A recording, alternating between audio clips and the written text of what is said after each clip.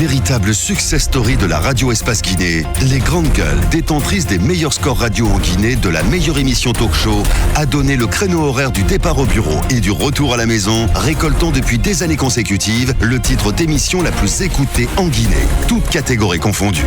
Un grand total de plus de 5 millions d'auditeurs ont été fidèles au talk show Les GG, diffusé jour après jour sur toutes les stations du réseau Adafo Média de 9h à 10h30, un exploit qui restera longtemps dans les annales de la bande FM en Guinée.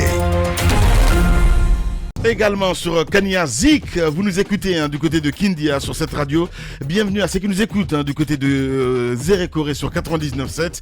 Même fréquence à l'Abbé Bokeh. Si vous nous écoutez à Cancan, c'est 99 en modulation de fréquence. Il faut le rappeler à la une. Alors que l'initiative Objectif 224 donc s'est déployée sur le terrain dans la région de Mamou pour cette phase pilote. Les porteurs du projet ont été surpris hier d'apprendre qu'ils ont bénéficié donc d'un appui financier à hauteur de 50 millions de francs guinéens de la compagnie minière SMB dans un article de presse donc publié chez nos confrères de Guinée News au sujet donc de ce soi-disant appui financier. Des propos ont même été attribués, tenez bien, à un responsable de la structure porteuse donc de cette initiative. Qu'en est-il de cet appui financier de la SMB? On pose la question ce matin. Quelle est la vérité dans cette affaire? Mohamed Ali Condé, journaliste, président donc de l'ONG Rara Objectif 224, et M. Jules Dessau, député uninominal de Pita. Ils sont en direct ce matin dans cette émission Les Grandes Gueules sur Radio Espace Guinée. On revient sur cette actualité également. Un courrier qui sonne comme un camouflet pour Aboubacar Souma et compagnie.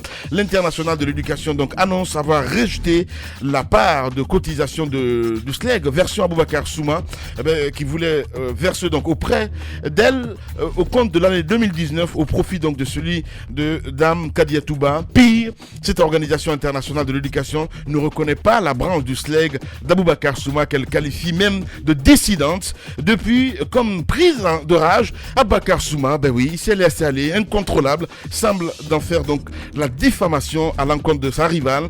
Comment réagit-elle aux sorties d'Aboubacar Souma à son encontre? Que vaut à ses yeux le courrier de l'IE, l'International de l'éducation? Madame Kadiatou Ba, secrétaire générale de l'autre SLEG, et sera ce matin chez les GG sur Radio Espace Guinée. On va essayer de profiter avec quelques réactions des auditeurs, mon cher Titi. Beaucoup de réactions ce matin.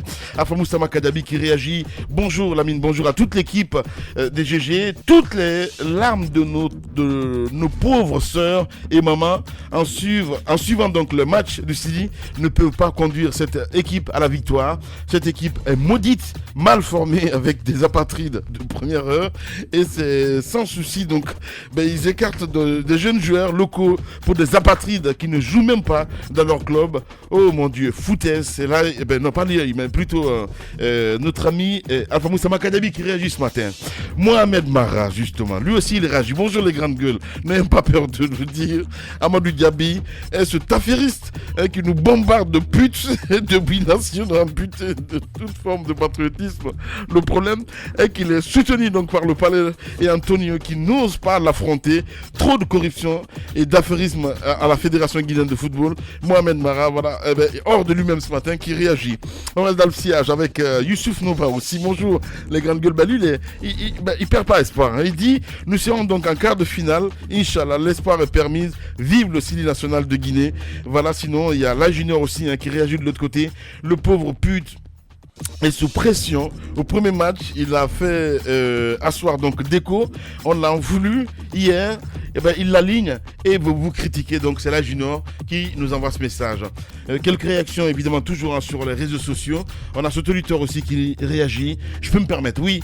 Comment peut-on garder ces cages inviolées si on a comme entraîneur un pute? Waouh! Tout homme qui fera profession de rechercher la vérité et de la dire sera toujours odieux à celui qui exercera l'autorité. Condorcet. Bienvenue chez les GG sur Radio Espace Guinée.